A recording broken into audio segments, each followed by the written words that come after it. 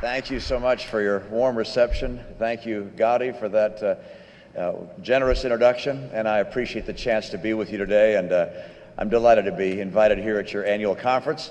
It's an honor to be among so many dedicated elected officials. I come to you as a candidate for the President of the United States of America. And I will govern from the principle that while this is a land of extraordinary diversity, there is much more that unites us than there is that divides us.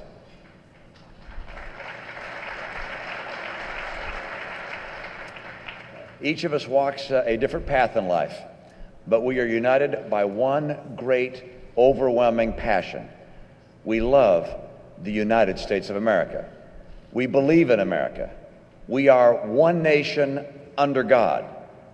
Today we're united not only by our faith in America, we're also united by our concern for America. The country we love is in peril, and that's why I'm running for president. Almost 4 years ago, the American people did something that was very much the sort of thing Americans like to do.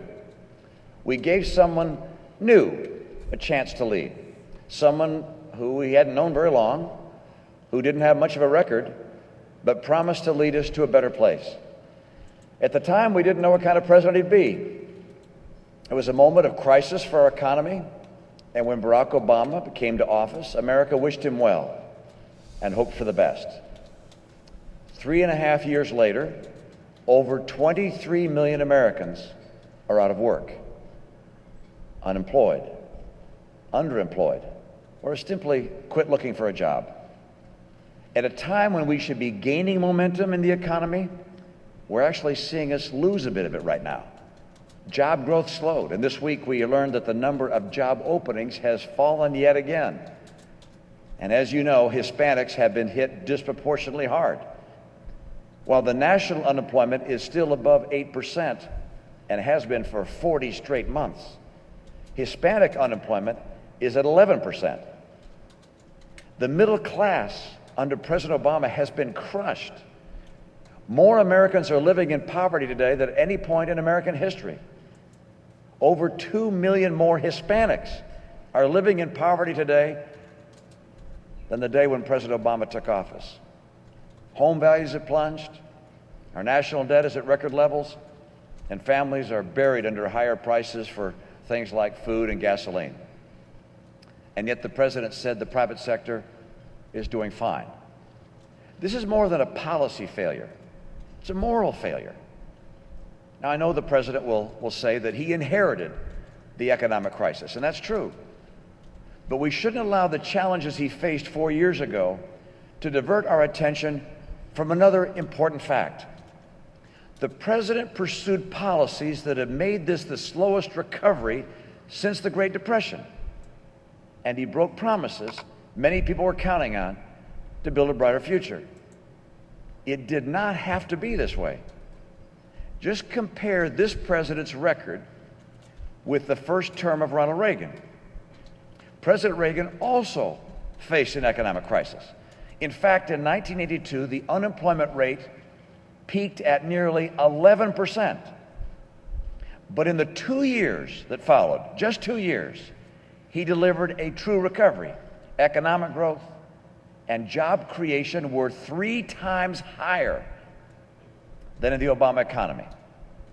If President Obama had delivered a real recovery, a Reagan recovery, we would have 5 million more jobs today. 5 million more. The unemployment rate would be about 6%, and our economy would be at least $1 trillion larger. Now, tomorrow, President Obama will speak here. Of course, that's the first time he's spoken here since his last campaign. He may admit that he hasn't kept every promise, and he'll probably say that even though you aren't better off today than were you 4 years ago, things could be worse. He'll imply that you don't really have an alternative. I believe he's taking your vote for granted. I've come here today with a very simple message. You do have an alternative. Your vote should be respected, and your voice is more important now than ever before. This November, we're going to make a choice. we can continue along the path we're on, or we can choose a better way. Instead of continuing with the policies of the last 3.5 years, we can revitalize our free enterprise economy. We can lead the world, as we have, in what we invent and build and create. And let me make this very clear. This is the only way we can strengthen the middle class. And this is the only way we can create sustained prosperity. Raising taxes to grow government does not grow the middle class. Today, I'm asking you to join me because while we may not agree on everything, we share the same goal, the same vision, and the same belief in American greatness that draws so many people to our shores. Liberty's torch can burn just as brightly for future generations of immigrants as it has burned for immigrants of the past. Now, we know our businesses can't succeed, grow, and hire more workers without a more competitive tax system. That's why I'm going to lower our corporate tax rate and reduce individual marginal tax rates by 20% across the board. We also know that our businesses and families need affordable and reliable energy. Producing more of our own energy resources will create jobs in America and generate greater revenues for the country. It'll also help bring manufacturing back to our shores. You're going to see a manufacturing resurgence if we get that policy right. We know our economy can't grow if we're mortgaging our future to pay for the big government programs of today. Think about that. We can't keep on borrowing massively more than we take in without putting the country in peril. And so as president, I'll rein in spending, and I will get the budget balanced. And I will repeal Obamacare. We can't afford another $2 trillion entitlement. $2 trillion entitlement.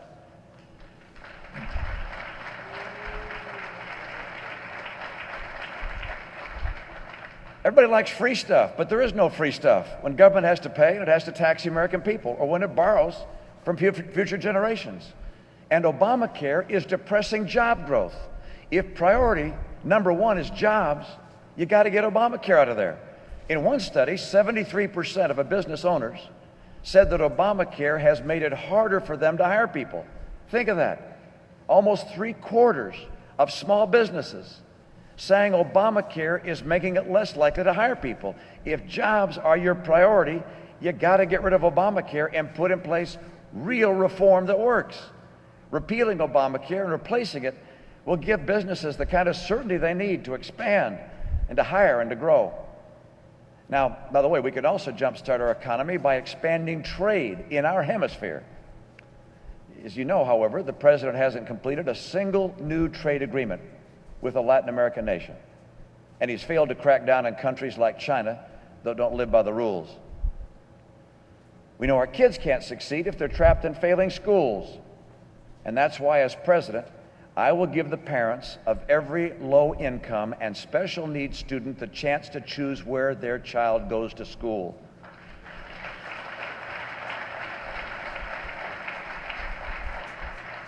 When it comes to education, a choice for every parent means a chance for every child. An effective immigration system can also strengthen the economy, as it has since the nation's founding.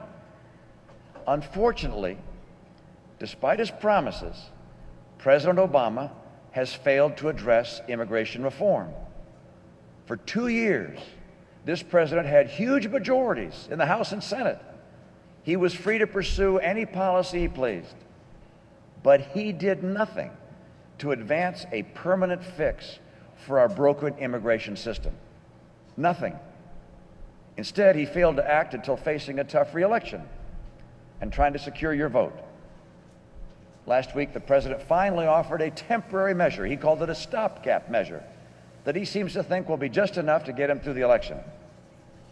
After 3.5 years of putting every issue from loan guarantees to his donors to cash for clunkers, putting all those things before immigration, now the president has been seized by an overwhelming need to do what he could have done on day one, but didn't. I think you deserve better. Some people have asked if I will let stand the president's executive order. The answer is that I will put in place my own long-term solution, that will replace and supersede the president's temporary measure. As president, I won't settle for stopgap measures. I'll work with Republicans and Democrats to build a long-term solution. And I'll prioritize measures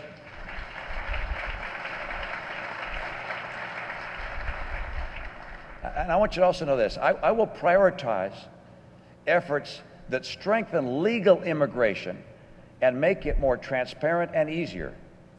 And I'm going to address the problem of illegal immigration in a civil and resolute manner. We may not always agree, but when I make a promise to you, I will keep it. Let me speak about some of the guidelines that I will use in putting together that policy. And as you've heard me say many times, it's critical that we redouble our efforts to secure the borders. That means both preventing illegal border crossings and making it harder to illegally overstay a visa. We should field enough Border Patrol agents, complete a high-tech fence, and implement an improved exit verification system. Our immigration system should help promote strong families as well, not keep them apart. Our nation benefits when moms and dads and their kids are all living together under the same roof. But today, too many families are caught in a broken system that costs them time and money and entangles them in excessive red tape. For those seeking to come to America the right way, that kind of bureaucratic nightmare has to end. And we could do this with just a few common sense reforms. As president, I'd reallocate green cards to those seeking to keep their families under one roof.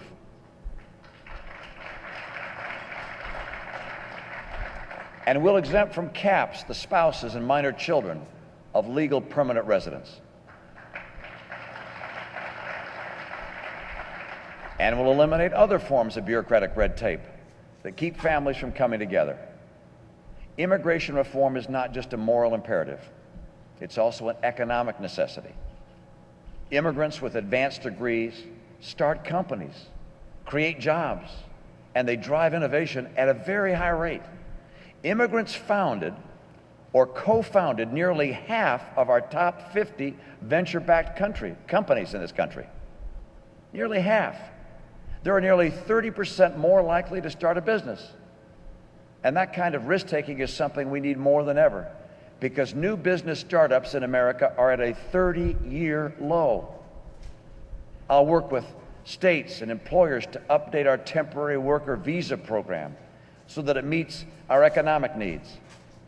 And if you get an advanced degree here, we want you to stay here.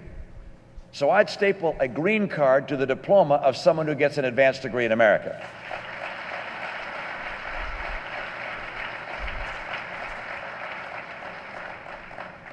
We want the best and brightest to enrich the nation through the jobs and technologies they're going to create.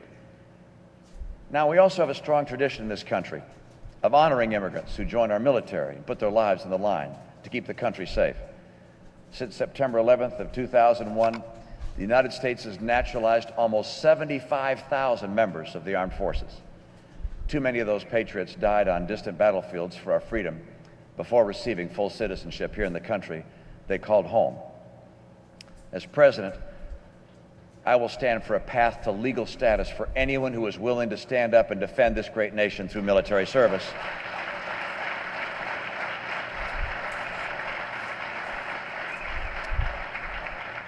Those who've risked their lives in defense of America have earned the right to make their life in America.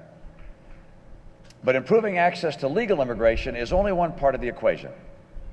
We must also make legal immigration more attractive than illegal immigration, so that people are rewarded for waiting patiently in line. That's why my administration will establish a strong employment verification system so that every business can know with confidence that the people it hires are legally eligible for employment. We could find common ground here, and we've got to. We owe it to ourselves as Americans to ensure that our country remains the land of opportunity, both for those who were born here and for those who share our values, respect our laws, and want to come to our shores. Now, throughout my campaign, I've often had the chance to speak about my dad and how proud I am of him. He was born, as Gotti said, to parents American parents living in Mexico. When he was 5, they left everything behind and started over in the United States. His dad, my grandfather, was a builder, and he went bust more than once. My grandfather didn't make much money. There were times in my dad's life when he lived in poverty. But my grandfather had big hopes for my dad and tried to help him as best he could. My dad didn't finish college, but he believed in a country where the circumstances of one's birth were not a barrier to achievement, and he wasn't afraid of hard work. He held odds, putting up plasterboard, selling paint. He was lucky enough to live in America, where hard work can turn aspirations into realities. After he became a man in the business world, he got the opportunity to lead a great car company, and ultimately he became the governor of a great state, the state of Michigan. This is my father's story, but it could be the story of any American. Most of you here today are leaders in your community. You're here because you benefited from the land of opportunity, and you want to give back to this country, to fight for its people, so they have the same chance to succeed. We are truly one America. Everyone here has made this exceptional nation what it is today. This isn't an election about two people. This is not an election about being a Republican or a Democrat or an independent. This is an election about the future of America. I'd ask each of you to honestly look at the last 3.5 years and ask whether we can do better. Is the America of 11% Hispanic unemployment the America of our dreams? We can do better. We can prosper again with the powerful recovery we've all been waiting for, the good jobs that so many people need, and above all, the opportunities we owe to our children and our grandchildren. I will do that. I will make that happen with your help and your support. Thank you so much, and God bless this great land. Thank you.